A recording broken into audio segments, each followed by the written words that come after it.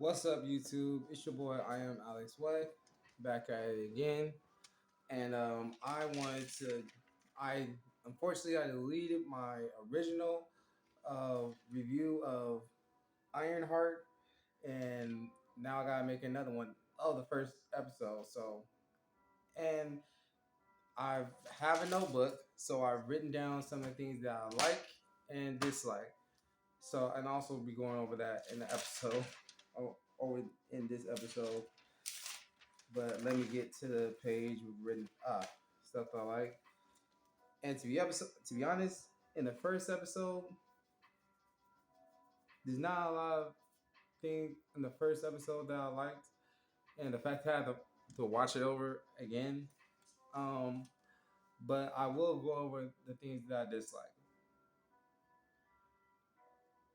And keep in mind, and everybody that is doing a review saying that oh, Ironheart is the origin of a villain story and this and that and everything. Keep this in mind. In this story, Riri Williams is 15 years old. 15. Okay, so honestly, I can't expect a lot out of her. I really can't. And I'm not trying to. Respectfully. Yet, in her monologue, when she was speaking about, oh, how Tony Stark, he was a billionaire, he was this, he was that, and any review that people have been talking about the show and how Kevin Feige shouldn't have spent his money in 2020 of $150 million, which took 2 years to finish this series. Keep in mind, I found out. It's just like, come on, But anyways, to go over, I didn't write as much things that I liked in the show,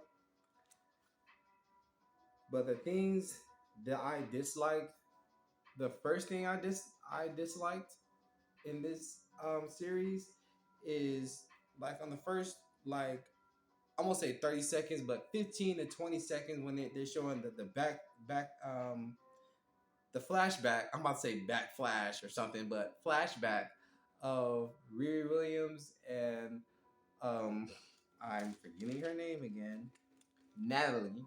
Natalie. I've written down the names, but I'm gonna keep going back and forth with the characters' names. The thing I didn't like about what it's not something that Riri said. It's what Natalie said. R.I.P. to Natalie. Is when she asked her when she had a camera in her face, asking her like, "Oh, what is something that you want to accomplish or have in your life?" The first thing that she said, I quote, "A night with Thor and his hammer," and we all know what Natalie's referring to as his hammer. I personally didn't like that because it's just so funny to me because, in my opinion, I just think this is true. If the roles were reversed, and let's say it's some other guy that's smarter than Riri with his homeboy Nathan, and he did the same thing, like, okay, so bro, like, what you want, like, for when you grow up and doing this, and he said a night a night with Black Widow, or Jessica Jones, she can get it, or just mention any female superhero, especially not especially not a black heroine, female hero. The show would have been canceled. Everybody be talking about, like, why is this little young boy talking about um Black Widow or Jessica Jones or any other female superhero that has been shown? I mean, if he ain't talking about Storm, it's a problem. So I just personally think, like, I know it's just a joke and everything, but again, if we flip the roles, the male version of Natalie, Nathan, if he said something that, oh, I love a night with Black Widow or Jessica Jones or da da da and everything, that would be received highly and okay. But oh, since what has happened in the MCU and everything, it's so okay for her to say something like that. But that's just small stuff. And in her monologue, after that whole scene, she says, I want to continue in her monologue, and I quote, I want to continue Mr. Stark's legacy and revolutionize Stacy. Like, for first responders, firefighters, and this and that and everything. Respect. Respect that you want to do those things, like up to you and everything. But if you're not going to respect your predecessors and people who honestly made the suit before you did, what are we talking about? Honestly, what are we talking about? I'm just saying. And I could have written down some more, and obviously I did. But other things I definitely didn't like in the show is, where's his name? Did I write it? Yeah, yes I did. Slug, as I told you guys in the first one, Slug, played by Jaron Morales, and I saw like some interview thing of like how he really is off camera and stuff. Like if that's how he wants to live his life, cool, do it. I'm not shaming nobody. I'm not saying, oh, he's this, that. No, do it your life. I don't give a fuck. But me personally, and other people who are still fans of Marvel or not, don't fully want to see this stuff just because they want to be represented and everything. Like, is representation really helping the MCU push forward and get people still interested into it? I'm just saying. I'm just saying. Like, cool, we got a black female Iron Man, we got a black Spider-Man and everything. That's all cool. But this whole DEI and pushing marginalized people into the show when some of them honestly didn't even ask for it, I ain't tripping. I'm gonna watch the episodes and everything, and I watched the second episode, I believe, if not earlier today, last night, and I will make a video talking about that as well. Yet, I just think like the way that they were doing it, it just in this series, I personally didn't like. And also, one thing I noticed all the way to the end where she saw, spoiler alert, when she saw Natalie, her best friend who passed away, it's not what Natalie said. Like, who else do you think it is, bitch? Trying to like not say the bitch word. The whole time from beginning to end, she kept saying nah, as reference of no, NAH. And to me, this is just me, it came off like she was trying to sound like a dude. Because some guys do say, like, oh, hell nah, bro. Like, I'm good. Like, nah. Like, why you gotta talk like that? Just say no. Or I'm good. Like, I'm savvy. Like, nah, forget that. But just whole, like, trying to me, come off sound like a guy, it's not helping you. Respectfully, it's not helping you or this show. Even up to the end when she saw her, and then just slumped in and fall over. It was like, you a female. Say no like a girl. Don't be trying to say it like a guy, act all tough and stuff. Because at the end of the day, you're only 15 years old. You're only 15 years old. And hold on.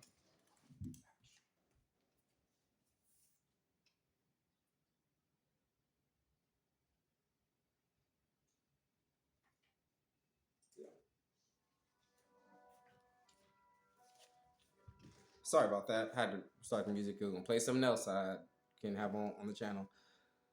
But yeah, just sound like a female. Sound like a female and just do you. The whole mom with the whole her female friends with the black Sicilian thing again. Then like I actually skipped it this time. I actually skipped that scene. But also last few things, there's been a few gender swaps in this show, especially with Zoe Terakis. That's the actress who's playing Jerry, also known as blood siblings. Zoe and her other female friend that's actually a female, not doing that transgender stuff. In the comics, they're both they kind of look like the Thing, and they're red and got all this stuff on them and everything. I understand that things in the comics or in a video game or animation or any anime show is not going to be like the same thing live action. Yet, can we please stop gender swapping characters, especially from male to female? I mean, it's not like people are doing it from female to male, and I'm not saying I want to see that, but yet still, like, stop doing it because I honestly think that if and when y'all wanted the writers, directors, or executive producers wanted female characters on the show, why couldn't y'all just write in new characters for Ironheart? Why y'all always have to keep gender swapping the characters? And as far as the Hood, Cousin John, and Rampage, cool, whatever. But um Jaren Merrill played as the Stud. That was his, from what I found from other videos of watching other people's reviews and of this show that people say it's so horrible. It like that was his first acting job. The guy who plays Slug, Jaren Merrill. I can't even say his last name, but Slug. That was his first acting job, and I'm just like,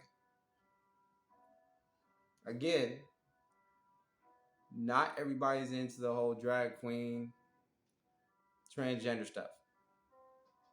If that's something Disney wants or Marvel, make other sections for that. But stop trying to put in every live action show, because when you do, you fuck up your audience, because not everybody wants to see that, and it's honestly not helping the show. Really thinking that a transgender female that's now non-binary and two other regular females can beat up guys? Come on, man, you laughing at me. But again, I'm gonna wait till all the episodes are out, and I'm gonna finish watching the last 3 episodes and see how it does. But at the end of the day, it just, some things in the show should have been left out, and it's just like, also another little short when it came to Haley Steinfeld, if I'm saying her name right, who played the female version of Hawkeye. She looked up and was inspired by the male version of Hawkeye. So it's just, I would think that she would be Riri Williams would be inspired by Tony Stark, because whether or not he was a white man or whether or not he was a billionaire, like, he did what he did in a cave with a bunch of scraps, and you can barely do it in your own apartment, let alone MIT, which he got kicked out from in the beginning of the episode. Spoiler alert. But majority of y'all probably know or don't even care about the series.